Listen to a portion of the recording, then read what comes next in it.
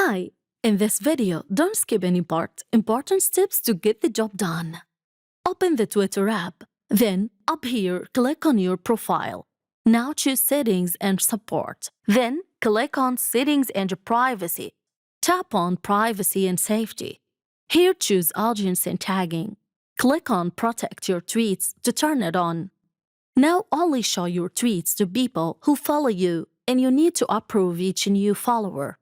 Note this: when you make your account private, people who followed you before can still view your tweets, unless you block them. Now if we search for my account from other account, we'll see these tweets are protected and can't see following or followers. And when you click on follow here, we'll send him following request. That's it. If you like our channel idea, please subscribe to support our channel. Thanks for watching.